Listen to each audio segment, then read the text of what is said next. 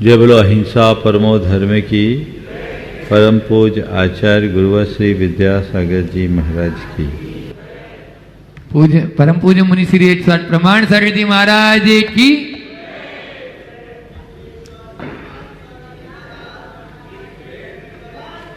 प्रभु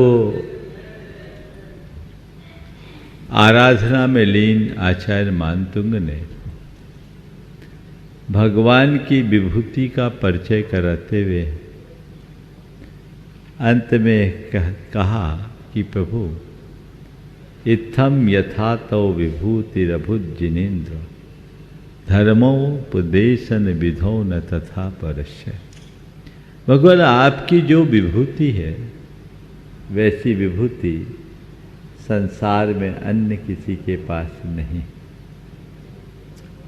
एक भगवान की विभूति है और एक संसार की विभूति है।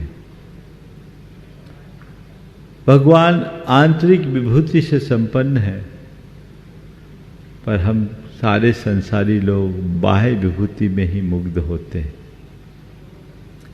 काश हम भगवान की विभूति को पहचान कर उस विभूति को पाने का कोई शत प्रयत्न करते, लेकिन हमारी दृष्टि उसकी तरफ जाती है जिसे भगवान ने छोड़ा। हमारी दृष्टि उस पर नहीं जाती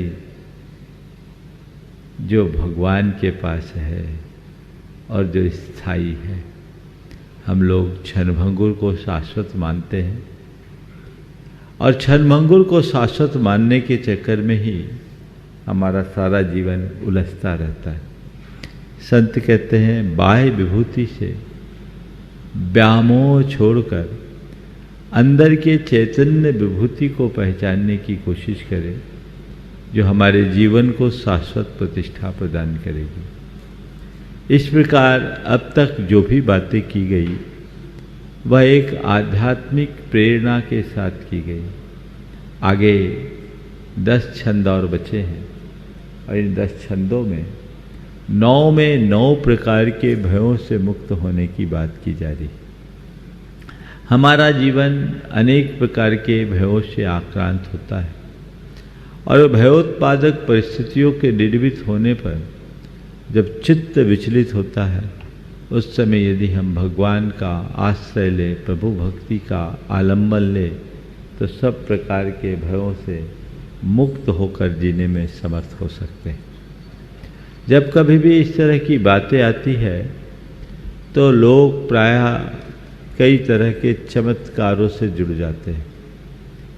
मैं आप सबसे कहना चाहता हूँ कि इसमें कोई चमत्कार जैसी बात नहीं। मैं चमत्कारों पर ऐसे भी विश्वास नहीं करता। मैं मानता हूं कि इस तरह का कोई चमत्कार नहीं होता, पर मैं आपके बीच ये दोहराता हूं कि इस प्रकार के चमत्कारिक परिणाम घटित हो सकते। महाराज ये दोहरी बात क्यों?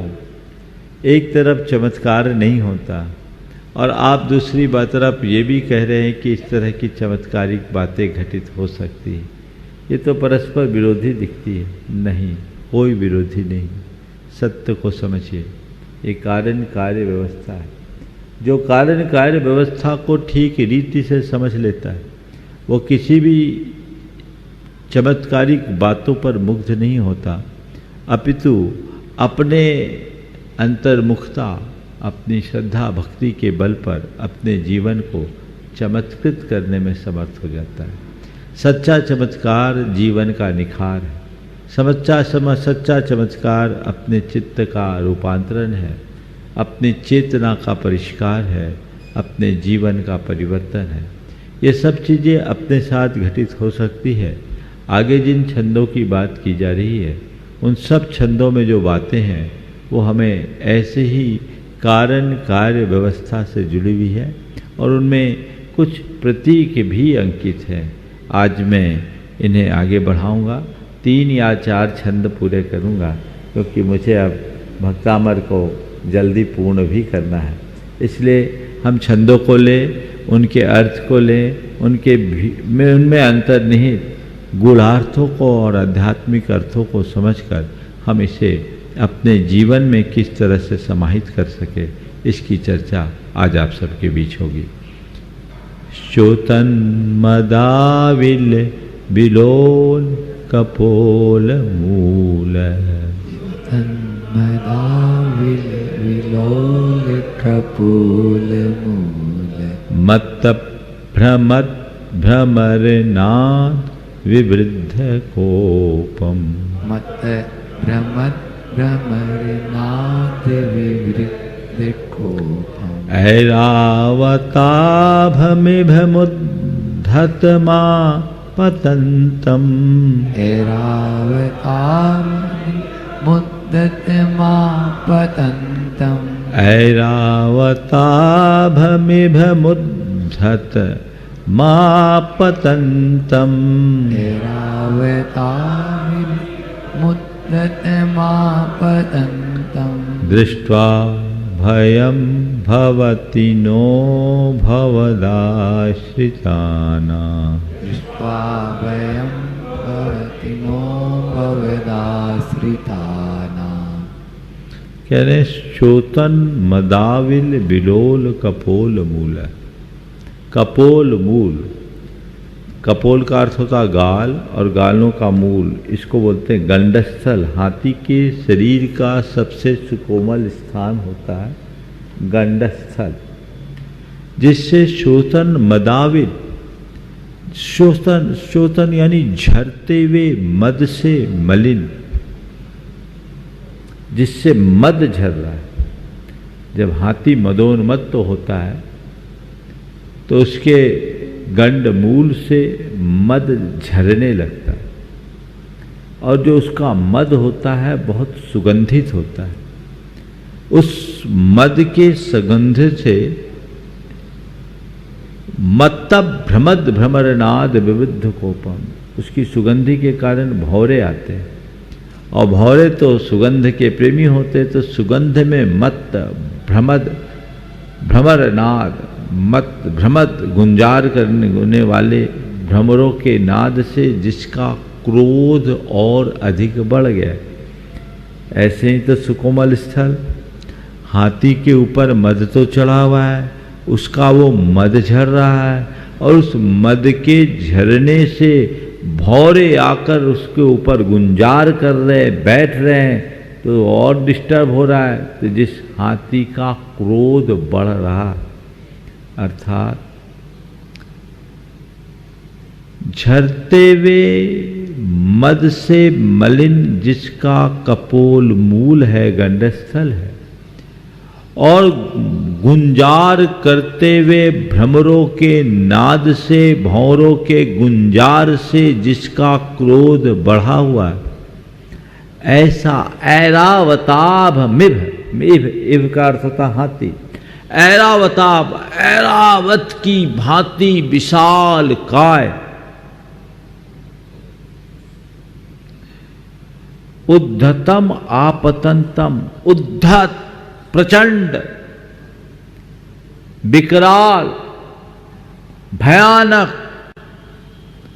आपतंतम सामने से आते हुए इव हाथी को, ऐरावताभ में मुद्धतम आपतंतम, ऐरावताभम इभम उद्धतम इभम आपतंतम, ऐरावत की तरह विकराल, उद्धत, प्रचंड, क्रोध में भरे एवं हाथी को आपतंतम सामने से आता हुआ दृष्टवा देख करके भी भयम न भवती, भय नहीं होता। किसको? भवदाश्रिताना, जिसने आपका आश्रय पा लिया, उसको ऐसे भयानक हाथी को देख करके भी भय नहीं होता।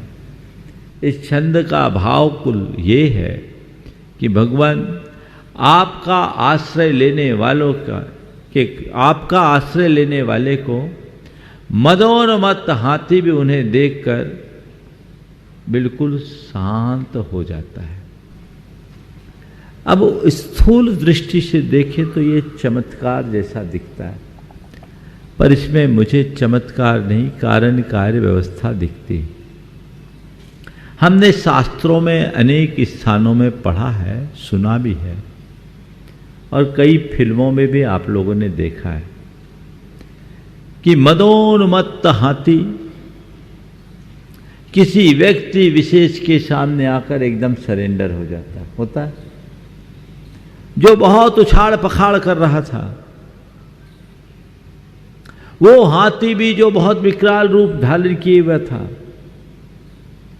वो भी किसी व्यक्ति विशेष को देखकर रुक जाता है, शांत हो जाता है। अब ये सब क्यों? हर व्यक्ति का अपना एक आभा मंडल होता है, जिसकी चर्चा मैंने कल आप सबसे की। वो आभा मंडल हर व्यक्ति के व्यक्तित्व के अनुरूप होता है। व्यक्ति का जो व्यक्तित्व होता है वह उसके पुण्य से निर्मित होता है। जब पुण्य का प्रभाव बढ़ता है तो हमारे चारों तरफ का आभा मंडल बढ़ता है। उस आभा मंडल से हमारे सम्मुख जो भी व्यक्ति या वस्तु है वो प्रभावित हो जाता है। तो हाथी यदि किसी व्यक्ति के सामने आकर एकदम सरेंडर हो रहा है तो क्यों कर हो रहा है? उस व्यक्ति के आभा मंडल से प्रभावित होकर हो रहा है। उसका आभा मंडल इतना प्रभावी क्यों बन रहा है? क्योंकि उसका पुण्य प्रभावी है। और ये पुण्य प्रभावी क्यों हो रहा है? क्योंकि उसके हृदय में प्रभु भक्ति समाई है। जिसके हृदय में प्रभु भक्ति समाती है उसका पुण्य गाढ़ा होता है। जिसका पुण्य गाढ़ा होता है उसका प्रभाव बड़ा होता है, और जिसका प्रभाव बड़ा होता है उसमें चमत्कार खड़ा होता है। हो गया ना सिस्टम? एक दूसरे से ये चीजें लिंक है। अरे पुण्य कहां से आया? भगवान की भक्ति से तो आया। पिछले जन्म का चाहे इस जन्म का कोई भी है, अनुराग भी हो सकता है, वो भी एक पुण्य ही है। हमारे शास्त्रों में सम्यक दृष्टि के व्यक्तित्व को बड़ा प्रभावी बताया। आचार्य समंतबद्ध महाराज कहते हैं कि एक सम्यक दृष्टि कैसा होता है? उसका जीवन सामान्य नहीं होता, असामान्य होता है। ओजस तेज और विद्यावीर यशो विद्धि विजय विभव सनाथा महाकुला महार्था दर्शन पूता भवंती दर्शन पूता। उसके अंदर अलग ओज होता, उसके अंदर तेज होता, उसके अंदर विद्या होता, उसके पास विजय, उसके अंदर वीर, उसके पास वैभव और सनाथता, सब में उत्कृष्टता। तो जिस व्यक्ति का पुण्य जितना प्रगाढ़ होता है उसका व्यक्तित्व उतना प्रभावी होता है। तो ये पुण्य भगवान की भक्ति से बढ़ता है, यानी प्रभु भक्ति से हमारे पुण्य की प्रभावना बढ़ती है, और पुण्य की प्रभावना से ये सब चमत्कार घटित हो जाता है। मैं आपको इस संदर्भ में 2 प्रसंग बताऊंगा। व्यक्तित्व का प्रभाव कैसे?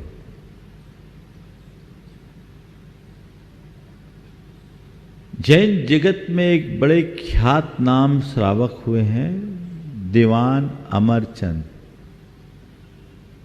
अमरचंद जी दीवान जयपुर में, उनने नशिया बनाए। वो बड़े प्रतिष्ठित थे, पर कुछ लोगों ने राजा को, राजा के दीवान तो थे पर जो उनसे ईर्ष्या रखते थे, राजा को उनके विरुद्ध कान भर दिया। अब राजा ने उनके सामने एक प्रस्ताव रखा, 3 दिन के भूखे शेर को भोजन कराने का। ये शुद्ध अहिंसक व्रती श्रावक शेर को भोजन कैसे कराए? राजा ने कहा तुम्हें कराना है और तुम्हारी अहिंसा में ताकत होगी तो तुम कराओ। उन्होंने इस चुनौती को स्वीकार कर लिया, इस चुनौती को स्वीकार कर लिया। फिर क्या हुआ? उन्होंने बढ़िया कढ़ाव भर जलेबी बनवाई और एक भगोना में दूध और जलेबी और दूध लेकर उस शेर के पिंजड़े में निर्भय होकर चले गए। भगवान का आराधन करके अंदर गए और उन्होंने कहा, हे मृगराज, यदि तुझे भूख मिटानी है तो तेरे लिए स्वादिष्ट जलेबी और दूध लेकर आया, तो इसे खा ले और दूध पी ले, तेरी भूख मिट जाएगी। और तुझे मांस ही खाना है तो ले, मैं तेरे सामने हूँ, तो मेरा मांस खाकर अपना भूख मिटा सकता है। सब लोग उस क्षण आश्चर्यचकित रह गए, दांतों तले उंगली दबा लिए। जब शेर उस घड़ी सीधे दीवान अमरचंद जी के चरणों में आया, उनके चरणों को चूमा, 3 प्रदक्षिणा दी और उसके बाद चुपचाप से जलेबी और दूध पी लिया। ये कोई किस्सा नहीं है, ऐतिहासिक घटना है।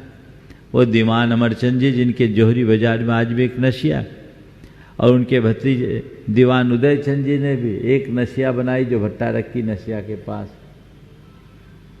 ये किसकी ताकत?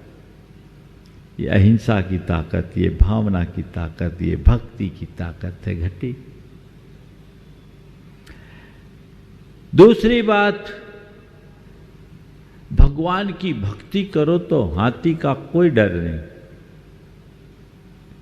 मेरे संपर्क में एक सज्जन जो दक्षिण भारत की यात्रा कर रहे हैं, गाड़ी से जा रहे थे, रत्नागिरी के जंगल में फंस गए और 4 हाथियों का एक बड़ा उद्दंड समूह सामने आ गया।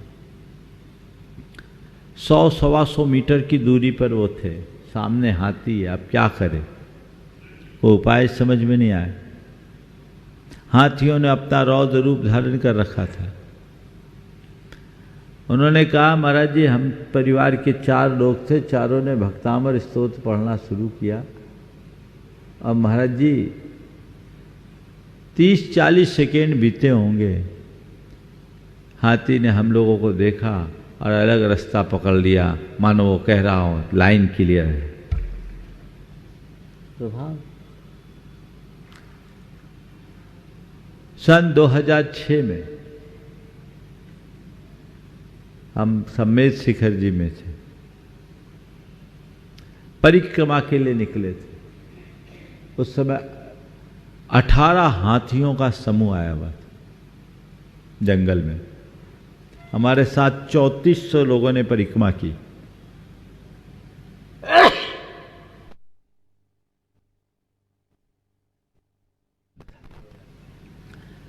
दिसंबर का महीना था।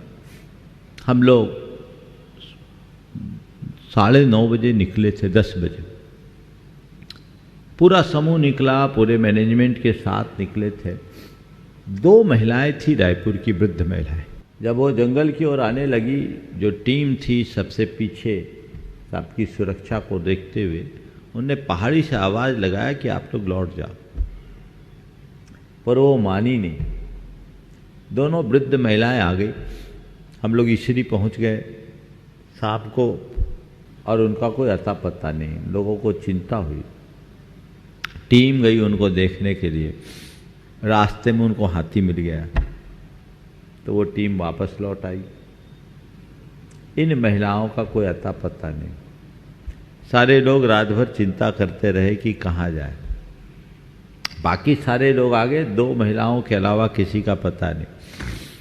सुबह जब हम परिक्रमा करके लौटे 9 बजे, वो महिलाएं हमारे पास गुनायतन के द्वार, गुनायतन उस समय तो तेरापंथी में थे, तेरापंथी के द्वार पर खड़ी थी, नमोस्तु किया।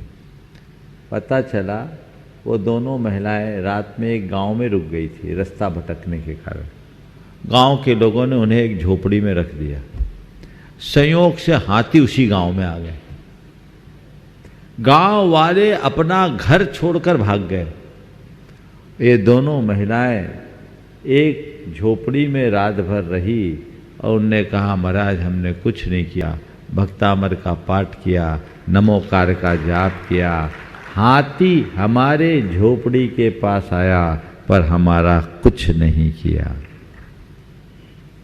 सवेरे हम लोग सुरक्षित यहाँ आ गए। दृष्ट्वा भयम भवति नो भवदाश्रितानो।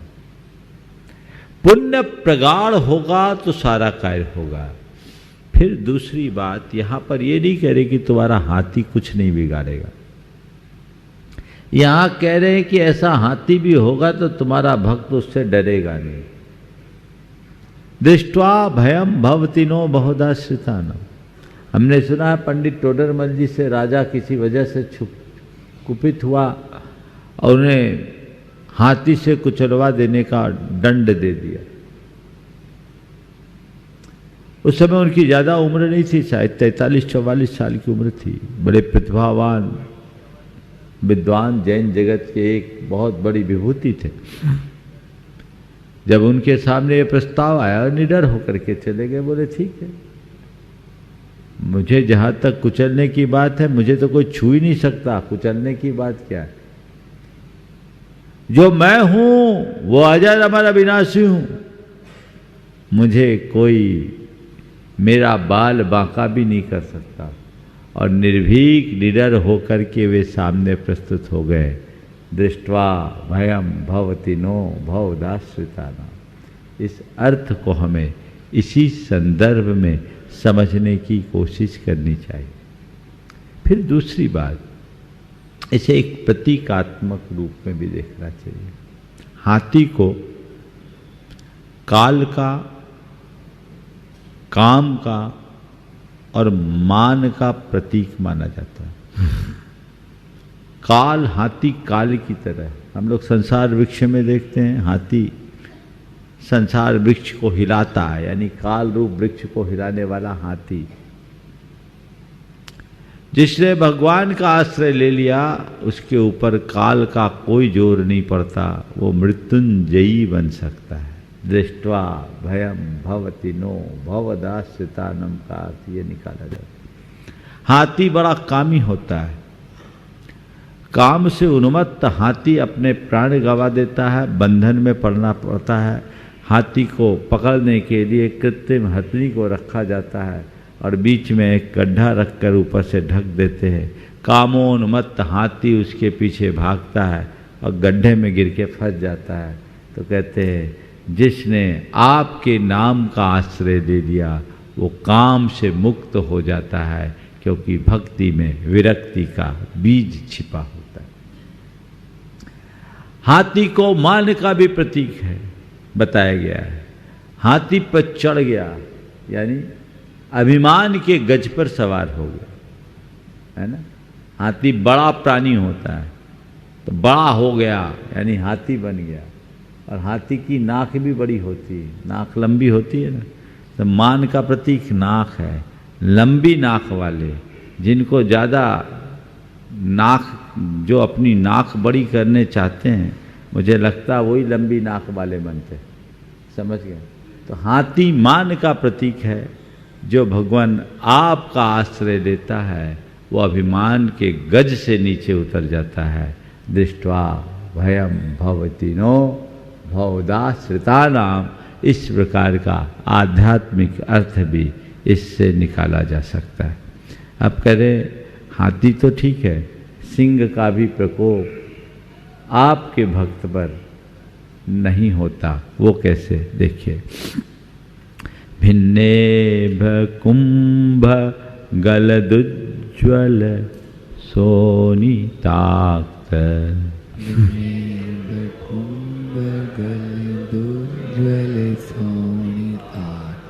मुक्ता फल प्रकर भूषित भूमि भाग, मुक्ता फल प्रकर भूषित भूमि भाग, बद्ध क्रम क्रमगतम हरिनाधिपोपि,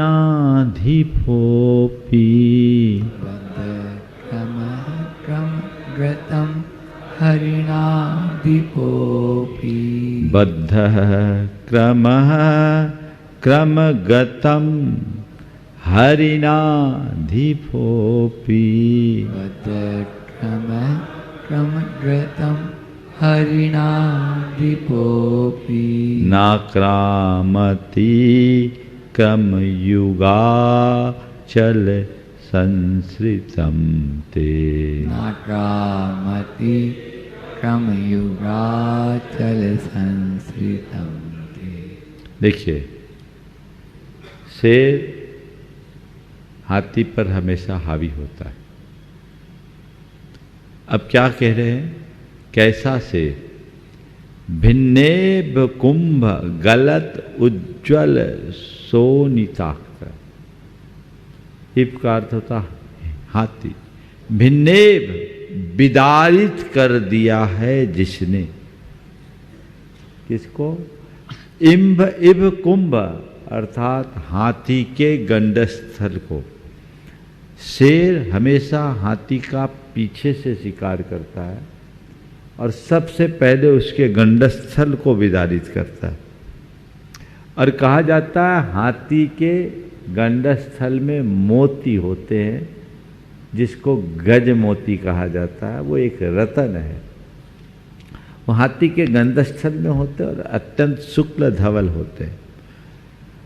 तो विदारित किए गए हाथी के गंडस्थल से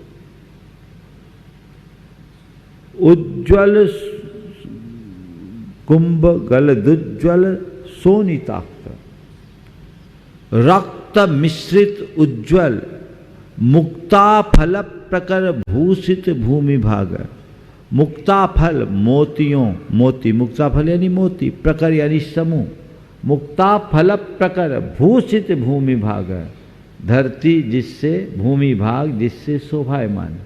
हाथी ने गंडस्थल का विदारण किया, शेर ने हाथी के गंडस्थल का विदारण किया। गंडस्थल को विदारित करने से रक्त की धारा भी बही, खून के फव्वारे निकल रहे हैं और नीचे मोती बिखरे हुए हैं। रक्त रंजित मोती है और रक्त रंजित मोती सी भी धरती की शोभा को बढ़ा रहे। तो विदारित कर दिया है हाथी के गंडस्थल को जिसने, और जिससे रक्त की धार बह रही है और रक्त मिश्रित उज्ज्वल मोतियों से, गज मोतियों से धरती जिसकी शोभायमान होती। बद्ध क्रम गतम हरिणाधिपोपी। ऐसा हरिण अधिप यानी मृगेंद्र, मृगराज, हाथी भी बद्ध क्रम, दोनों हाथ जोड़कर जो आपके साथ जुड़ा हुआ है। ते क्रम युगाचल संस्कृतम, जो ते आपके क्रम का अर्थ होता चरण, चरण युगुल रूपी अचल यानी पर्वत का आश्रय ले लिया। उसको ऐसा हाथी बद्ध क्रमम जो झपटने को तैयार है, झपटने वाला हाथी शेर भी नाक्रामती, आपके भक्त पर आक्रमण नहीं करता। बद्ध क्रम गतम, बिल्कुल सामने आकर झपटने को तैयार शेर भी ऐसा खूंखार से ते क्रम युगाचल संस्कृतम न आक्रामती। आपके चरण रूप पर्वत, चरण युगल रूप पर्वत का आश्रय लेने वाले पर आक्रमण नहीं करता। दीवान अमरचंद जी की कथा तो हमने आपको सुनाई, ये इसका साक्षात उदाहरण है। यानी ऐसा खूंखार शेर भी आपके नाम रूप, आपकी भक्ति रूप चरण कमल का आश्रय लेने वाले का कुछ बिगाड़ नहीं करता। यहाँ एक विशेष बात की, कम युगाचल। शेर के बारे में ऐसा कहा जाता है कि शेर पर्वत के ऊपर नहीं चलता। अगर शिकार ऊपर हो और शेर नीचे हो तो ऊपर नहीं चलता, वो नीचे से ही प्रतीक्षा करता उसके नीचे आने। शेर की ये विशेषता होती।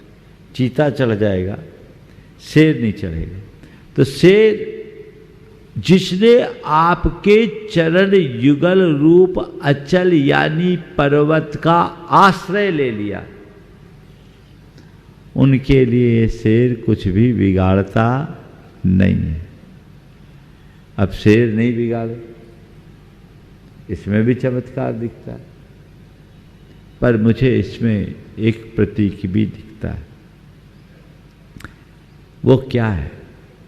शेर क्रूरता का प्रतीक है। यहां पर शेर को क्या लेना? क्रूरता। जिसने भगवान के चरण कमलों को आश्रय ले लिया, उसके अंदर क्रूरता रूप शेर का कोई प्रकोप नहीं होगा।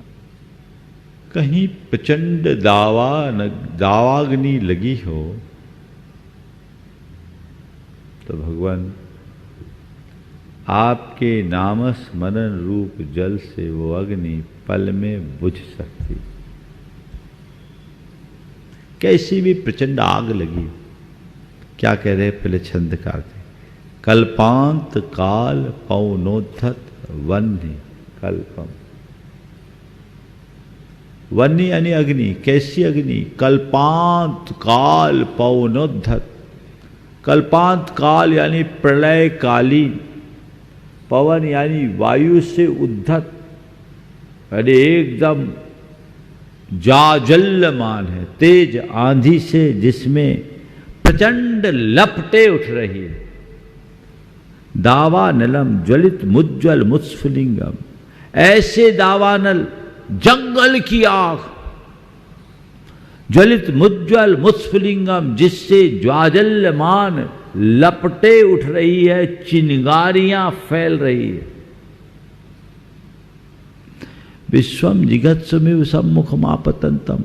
सम्मुख आपतंतम, सामने आने वाले को विश्वम समूल जिगत्सुमिव, एक साथ ही लील जाने को इच्छुक हो, ऐसा जो सामने आ रहा है सबको पल में भस्म करने वाली आग, दावाग्नि। तन्नाम कीर्तन जलम अशीषम समयते। ऐसे आग को भी आपके नाम स्मरण रूप जल पल में बुझा देता है। कहीं आग लगे तो कहते भगवान आपके नाम कीर्तन रूप जल से वह पल में बुझ जाती। महाराज आपने अच्छा बता दिया। अब कहीं आग लगेगी तो हम फायर ब्रिगेड को क्यों बुलाएंगे, दमकल क्यों बुलाएंगे? आपके नाम का स्मरण करेंगे, आग बुझ जाएगी। मैं कहता हूँ बिल्कुल पक्के में बुझ जाएगी, बशर्ते तुम्हारे हृदय में वैसी श्रद्धा हो। श्रद्धा होनी चाहिए। अगर मन में संशय हो तो गड़बड़ हो जाएगा। ऐसा हुआ भी है। दो घटनाएं बताता हूं और उसके बाद इस छंद का जो आध्यात्मिक अर्थ है वो भी बताऊंगा। मध्य प्रदेश में ही चंदेरी, बाजू में है अशोकनगर जिला में।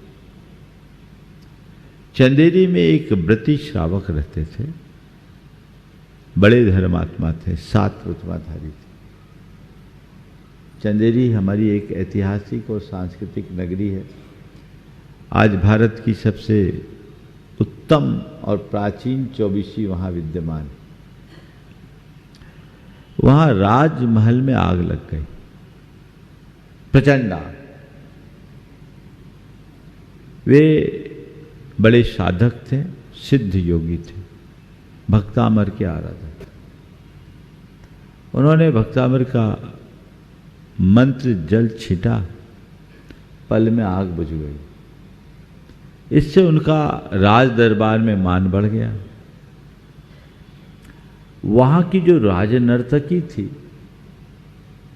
वो इनसे बहुत ईर्ष्या करती थी, और राजनर्तकी भी एक तांत्रिक थी। वो किसी तरह से राजा का कान भरने की कोशिश करती, पर राजा उनके रंग में रंगा हुआ था। उसने क्या किया, वहां तो दशलक्षण के बाद जैनियों का सब जगह विमान निकलता है, शोभा यात्रा निकलती, भगवान विमान निकल रहा था, पालकी, विमान जी बोलते हैं जिसको। उस राज नर्तकी ने, लगभग 200 साल पुरानी घटना, ज़्यादा पुरानी घटना नहीं, उस राज नर्तकी ने अपने मंत्र प्रयोग से पूरे विमान को कीलित कर दिया, विमान को कीलित कर दिया। अब ये खबर उनके पास पहुंची, ये तो बड़ा अपमान है, भगवान का विमान कीलित हो जाना, पर ये कम नहीं थे। इनने अपना मंत्र प्रयोग किया और राज नर्तकी को जोरदार उदरसूल हुआ, भयानक उदरसूल, और इन्होंने अपने मंत्र प्रयोग के बल पर, इसी भक्तामर के प्रयोग के बल पर, बिना कहारों के विमान चला दिया अदर आकाश में। राजा आश्चर्यचकित रह गया और बाद में उधर उस राज नर्तकी ने क्षमा मांगा, तब उसे क्षमा किया। इस तरह की कई घटनाएं हैं। पहले ऐसे मंत्र का प्रयोग किया करने वाले लोग रहते थे, पर वो उनके श्रद्धान का लेवल भी वही था। आजकल जिनदत्त श्रेष्ठी ज़्यादा है, अंजन चोर कम है ना। करे कि नहीं करे, फायदा होगा कि नहीं होगा। तो भैया जब संशय है तो संशय आत्मा विनश्यति, अच्छा है तुम दूसरे उपाय करो। इसलिए तुमसे हम कहेंगे आग लगे तो दमकल बुला लो, कोई दिक्कत नहीं, नहीं तो मामला गड़बड़ हो जाएगा, वो कर लेना, लेकिन इसका असर होता। आपको एक दूसरी घटना अपने सामने की बताता हूँ। भगवान का मोक्ष कल्याणक चल रहा था, 2005 की बात है, रांची में पंच कल्याणक था, गर्मी का समय। मोक्ष कल्याणक की क्रियाएं चल रही थी, शांति धारा हुई थी, और उसके बाद मोक्ष कल्याणक में अग्नि कुमार देव अंतिम संस्कार कर रहे थे।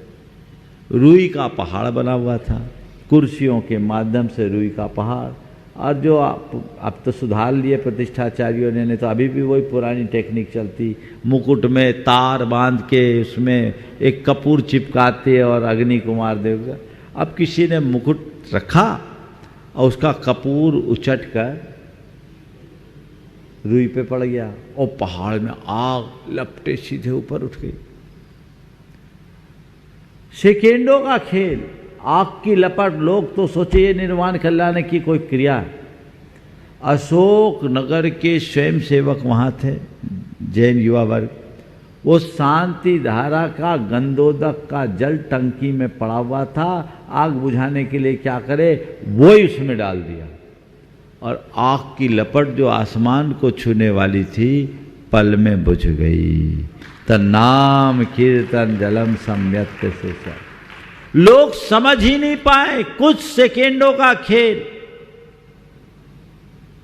लोगों ने तो सोचा ये भी कोई निर्वाण कल्याण की क्रिया ही है। फटाफट सब नियंत्रण हो गया। लेकिन बंधुओं, मुझे ये लगता है कि बाहर की अग्नि बुझे न बुझे, भगवान का नाम कीर्तन रूप अमृत जल जिसके हृदय में है, उसके अंदर क्रोध और वैर की अग्नि जरूर बुझ जाएगी। विराम ले रहा हूं। बोलिए परम पूज्य आचार्य गुरुवर श्री विद्यासागर।